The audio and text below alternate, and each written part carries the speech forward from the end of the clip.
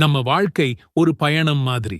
இந்த உலகத்துல ஆரம்பிச்சு மண்ணறை வழியா மறுமைங்கிற முடிவே இல்லாத வாழ்க்கையை நோக்கிப் போற ஒரு பெரிய பயணம். அந்த பயணத்துல ரொம்ப முக்கியமான, ரொம்பவே கடினமான ஒரு கட்டம்தான் விசாரணை நாள். அன்னைக்கு கோடிக்கணக்கான மக்களுக்கு நடுவுல எல்லாம் வல்ல அல்லாஹ்வின் முன்னாடி நாம ஒவ்வொருத்தரும் நிறுத்தப்படுவோம். அப்போ நம்ம கிட்ட கேட்கப்படுற முதல் கேள்வி என்னவா இருக்கும்னு நினைக்கிறீங்க? நம்ம சொத்தை பத்தியா, பதவியை பத்தியா? இல்லவே இல்லை. நம்முடைய மறுமை பயணத்தின் வெற்றியையும் தோல்வியையும் தீர்மானிக்கப் போகிற முதல் விசாரணை தொழுகையை பற்றியதுதான். ஆமா, தொழுகை. அந்த முதல் கேள்விக்கு நாம சரியா பதில் சொல்லிட்டா அதுக்குப் பிறகு வர்ற எல்லா விசாரணையும் சுலபமா ஆகிடும்னு நபி ஸல்லல்லாஹு அலைஹி வஸல்லம் அவர்கள் சொல்லியிருக்காங்க. ஒருவேளை அந்த முதல் கேள்வியிலேயே தடுமாறிட்டா நிலைமை ரொம்பவே மோசமாகிடும்.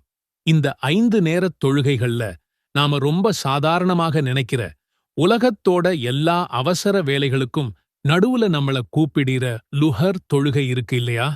அந்த குறிப்பிட்ட தொழுகை மறுமையின் முதல் விசாரணையில உங்களை சொர்க்கத்துக்கு கூட்டிட்டு போற 3 முக்கிய வழிகளா எப்படி அமையப் போகுதுங்கிறதைத்தான் இந்த வீடியோல பார்க்கப் போறோம்.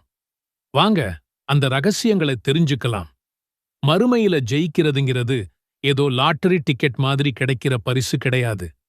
அது இந்த உலகத்துல நாம செய்யற ஒவ்வொரு செயலுக்கும் கிடைக்கப் போற ரிசல்ட். அந்த ரிசல்ட்டோட கணக்கு ஆரம்பிக்கிற இடமே தொழுகைதான்.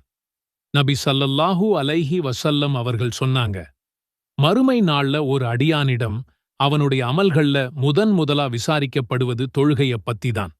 அது சரியா அமைஞ்சுட்டா அவன் ஜெயிச்சுட்டான், ஈடேற்றம் பெற்றுட்டான்.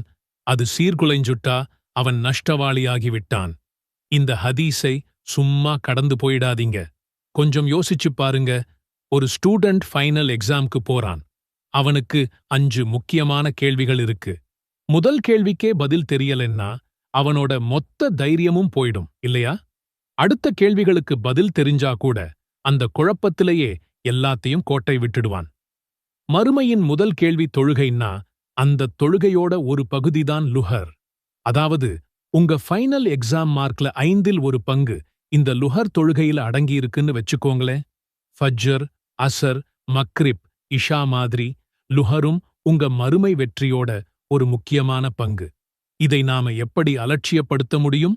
அல்லாஹ் குர்ஆன்ல சொல்றான், அவர்களுக்குப் பின்னர் தொழுகையை வீணாக்கி மனோ இச்சைகளை பின்பற்றுகின்ற ஒரு தீய சந்ததியினர் வந்தனர். அவர்கள் கை எனும் நரகத்தின் ஒரு பள்ளத்தாக்கைச் சந்திப்பார்கள்.